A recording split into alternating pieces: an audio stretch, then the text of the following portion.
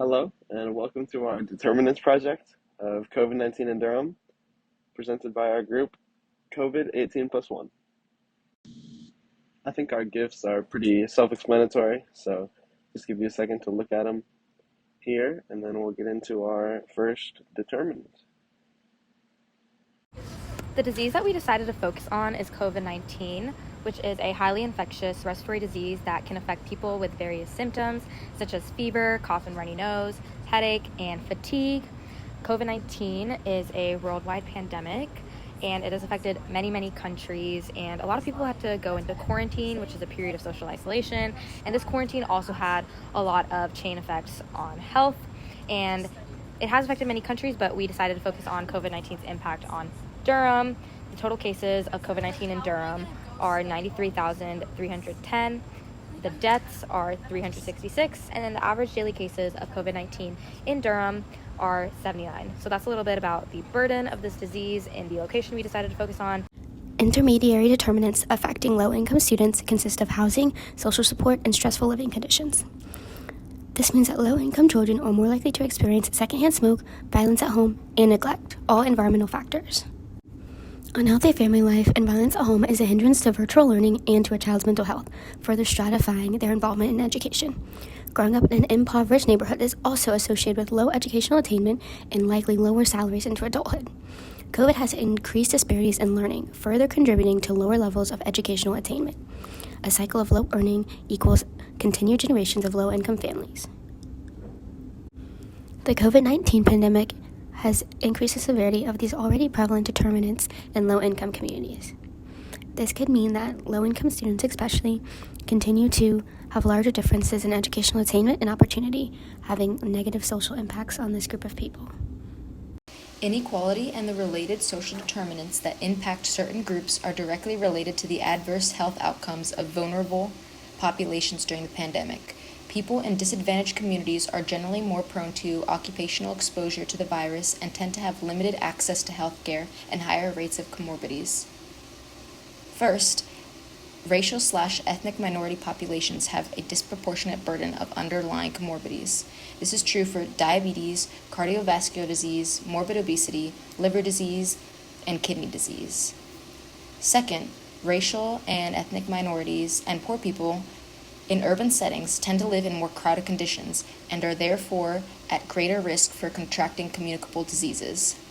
When looking at gender, there is a larger share of women in the health sector and as home and family caregivers, which makes them more exposed to contagion. Occupational sex segregation might also bring different levels of exposure. As an example, women are more present in client-facing roles while men concentrate in logistics or securities.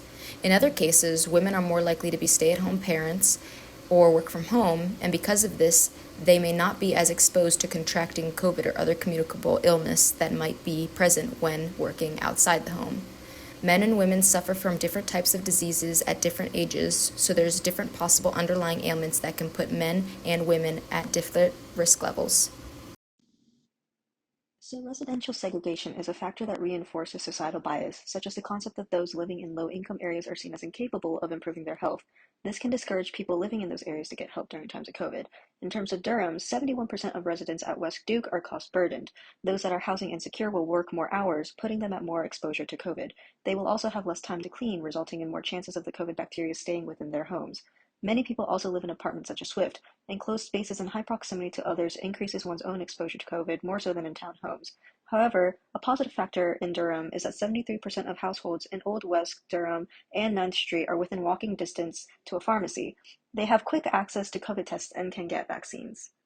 Psychological context has influence over more proximal determinants of health, including health-promoting or risk-promoting behaviors such as smoking and poor diet, and pathological and epigenetic response to stress. With many social support networks cut off or severely limited, many people's mental health suffered. People with mental health conditions may not have been receiving the care and treatment they needed due to many clinics and facilities being shut down. People in mental health facilities live in very close proximity to each other, and communicable diseases may be passed on more easily. Distance from loved ones, job employment, fear of symptoms, and death are all factors that contribute to psychological stressors. In Durham, unemployment is not that big of an issue, with only a 3% rate.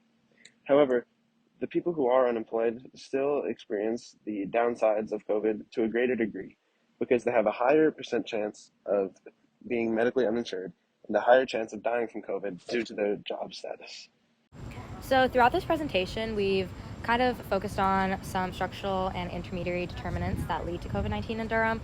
This is a map that links some of them. And so basically it starts off with COVID-19 in Durham, which is the health issue and the location that we focused on. And then we go to socioeconomic position, as this is a structural determinant that can have a lot of negative effects on people and lead to increased risk and differential exposure and vulnerability to this virus. And so going from socioeconomic position, there's kind of three categories that we decided were important. One is education, two is housing, and three is employment. A lack of education may lead to less information on preventative measures like vaccines, which can increase the risk of the disease.